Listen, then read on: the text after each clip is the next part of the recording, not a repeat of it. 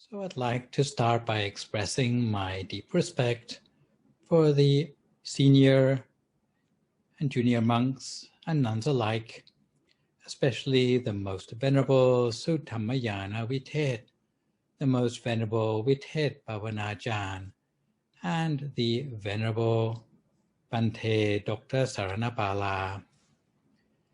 Today I'm coming to you from California, where it's very early in the morning. We are still in our temple and still pretty much locked down because despite the rumors of coronavirus going away, it seems to have come back for the fourth wave. So we are playing it safe and we are still in our temple and doing our Dhammacakkappavattana Sutta chanting so that things will hopefully improve. Today, I'm not going to speak for very long, and listening to the other speakers, a lot of it has already been said about the wonderful content of the Dhammacakkappavattana Sutta.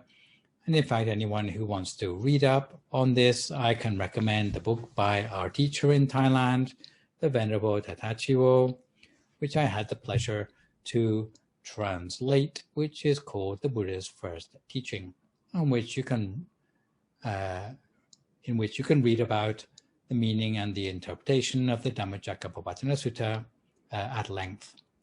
So for anyone who's interested, you can even download it online for free these days. But today, what I prefer to talk about is to present something more practical and down to earth, especially how to chant the Dhammacakkappavattana Sutta.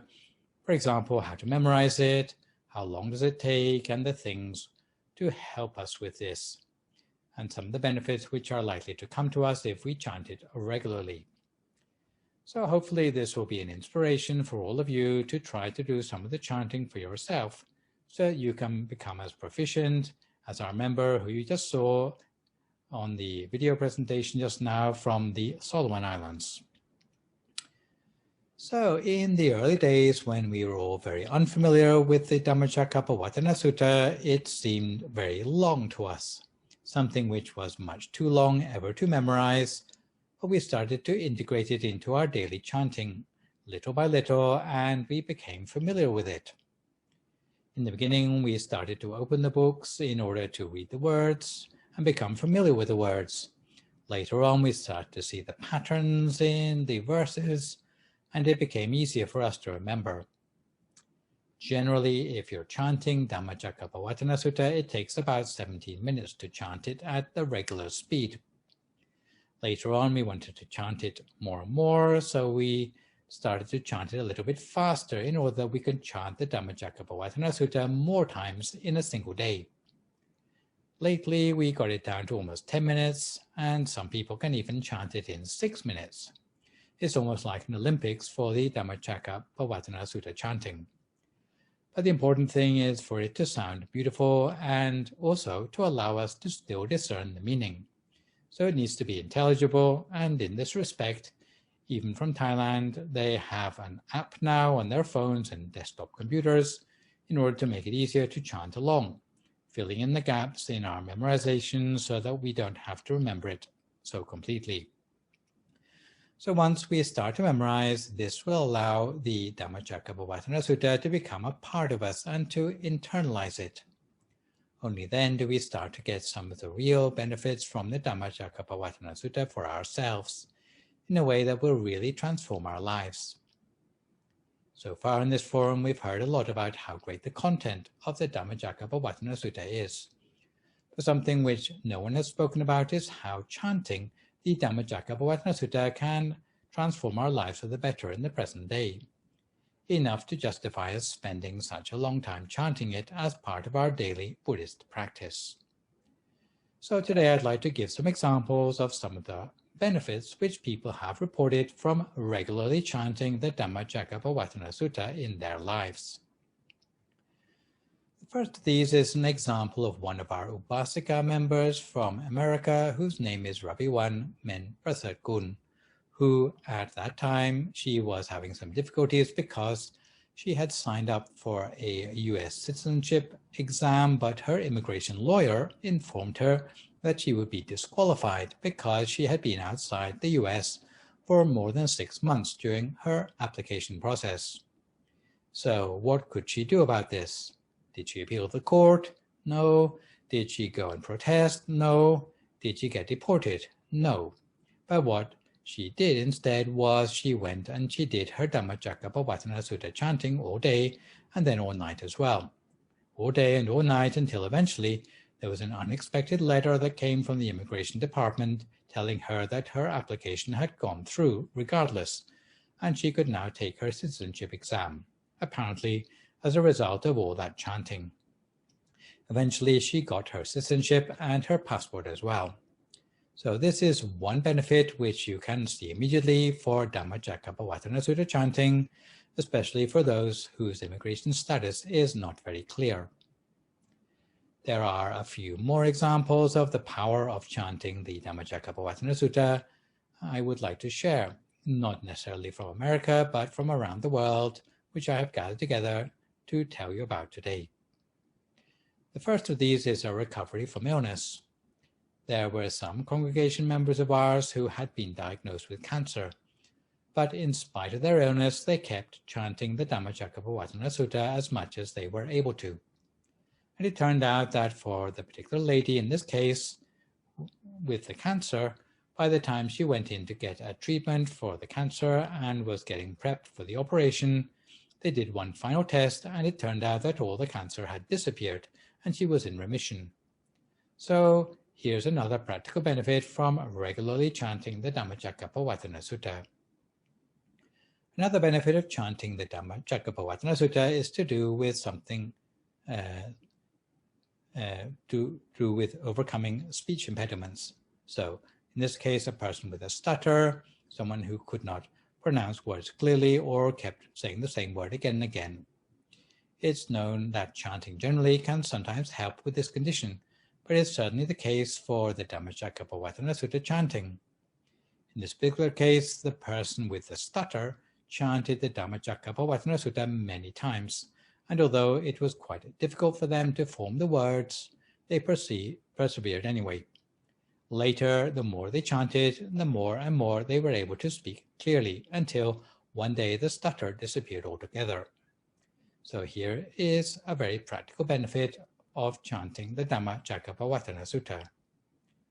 There's also an example, not necessarily of Dhammacakkappavattana Sutta chanting, but more of repeating the Samma Arahang chanting that goes with our Dhammakaya meditation tradition. There was a farmer who planted fruit, and it turned out that whenever he was working, he was someone who would always chant Samma Arahang under his breath when he was doing his farming work. As he chanted, he noticed that his fruit trees seemed to respond to the chanting that he was doing, and his fruit grew much more abundantly than even his neighbors. So as a result of this chanting, in spite of the drought and difficulties in his livelihood, his crop flourished, and in the end, he became a more prosperous person as a result of his devotion to that chanting. We have time for one last example, I think, and this example is from someone with a jewelry business in Thailand. As with many of us who are business owners during the coronavirus pandemic, business has been pretty bad because no one has been allowed to leave their home to buy things in the stores, so sales were way down. The jewelry shop owner had a lot of employees, and what generally happens to employees in the pandemic is that they get laid off because no one can afford to pay them to sit around an empty store with nothing to do. But instead of firing those employees, in this particular case, the jewelry shop owner decided to keep them on, and in their free time to have them chant the Dhammacakkappavattana Sutta. So instead of just sitting around or instead of being fired, she had them do Dhammacakkappavattana Sutta chanting. She even provided a special place for this in her offices, and eventually the strange thing was that the sales started to turn around for the better. Especially these days when there's so much Dhammacakkappavattana Sutta chanting online, sometimes via Facebook, sometimes via YouTube, sometimes via Zoom. So the owner of that jewelry business started to get a little bit more familiar with all the online methods to spread her message. She thought, if they can network for Dhammacakkappavattana Sutta chanting, then maybe I can also do it for my jewelry clients as well.